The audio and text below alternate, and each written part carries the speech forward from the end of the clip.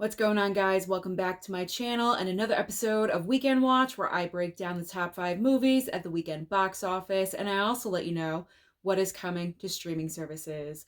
We do have a brand new number 1 at the box office, and this was very good news for Zendaya because Challengers opened up with $15 million. Now, why was this so important for Zendaya's career? Well, as of right now, her TV show Euphoria is kind of put to a halt because for some reason with season 3, they're kind of unsure where they want to go with the show. So they're not filming anything right now. So Zendaya has to focus on films. Now, yes, she does have her major franchises with Dune and also with the Spider-Man movies, but she also needs to be able to open up smaller films like Challengers. And so because this movie did debut at number 1, that is a good sign that she can open up a smaller film where she's the focus, she is the star. Now, granted, this movie didn't absolutely blow away the box office with a huge amount. It did only bring in $15 million, but number 1 is number 1. And also, why it's important is because Zendaya is also a producer on Challengers as well. So this is great news for Zendaya. She can focus on her movie career, and we'll see what happens with Euphoria going forward in the future. So now let's talk about the rest of the top 5. In second and third place, second place goes to Unsung. Can I talk today? Unsung Hero. There we go. This was kind of a surprise. I did not expect this movie to debut so high in the top 5. I definitely thought it would make the top 5, but I thought it would debut at number 5. But for this movie to debut in second place is quite impressive. So Unsung Hero brought in $7.7 million. In third place is Godzilla x Kong with $7.2 million. In fourth and fifth place goes to Civil War. Civil War spent a couple of weeks at number 1, but then dropped to number 4. But this movie is still performing amazingly for A24. I believe the worldwide total as of right now is about $70 million. And for a small studio like A24, that is a great amount of money. So there's no worries with Civil War. Even though this movie dropped from 1 to 4, it is still performing. So Civil War brought in $7 million this past weekend. And rounding out the top 5, in fifth place is Abigail with $5.2 million. So what is new at the box office this coming weekend to bring some competition, which is very exciting because officially this coming weekend is the start of the summer movie season. Tons of blockbusters are going to be coming out every single week. So the next 3 to 4 months is going to be a lot of fun reporting these numbers. So what do we have this coming weekend? I am personally excited for the main brand new release, and this is actually my gold star recommendation for the week. I usually talk about that in the streaming section, but I am giving it to The Fall Guy.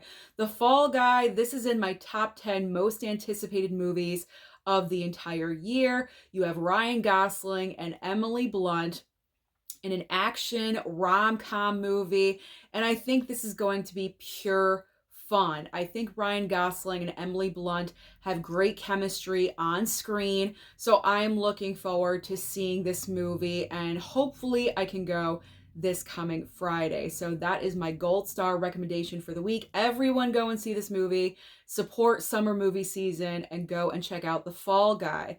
But if this movie seems like it is not for you, there's also a couple of other options. We do have a brand new horror film called Tarot. This one could be good or it could be bad. I've seen the trailer for this movie a couple of times.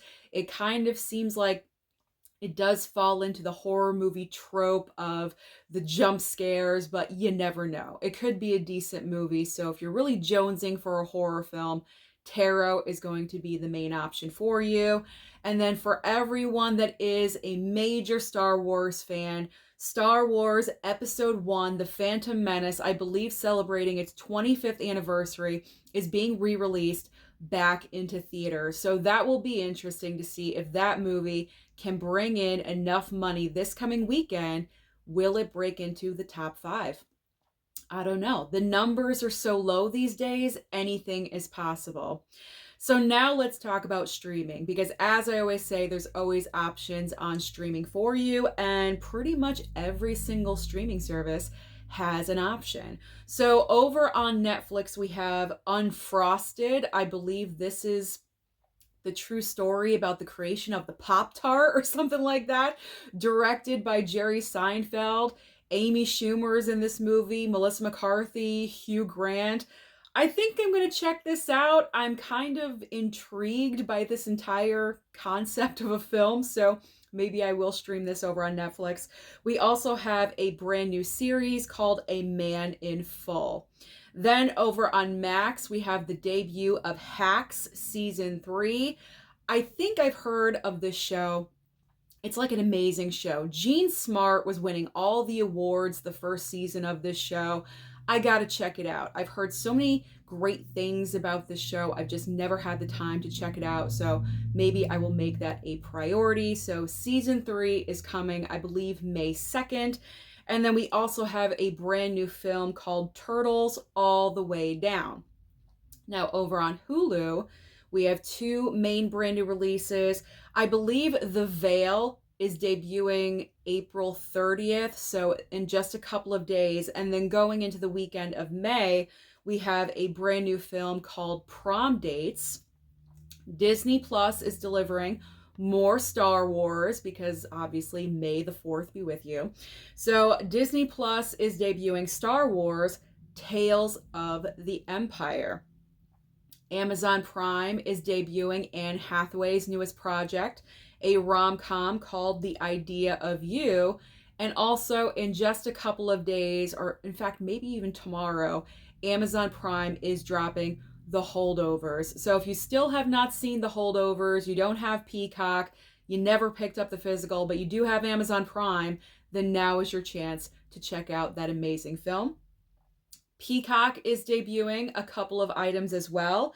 We have the American Society of Magical Negroes and also The Tattooist of Auschwitz Season 1. I believe that is 6 episodes, and it sounds like it could be very interesting, but also depressing at the same time. And you got to be in a kind of mindset to watch programming like that. I'm not really sure if I'm going to get there. We will see. We will see. I am kind of curious though. Paramount Plus is debuting season 2 of Behind the Music. God, remember Behind the Music on VH1? Whatever happened to VH1? Is that still around? I honestly have no idea.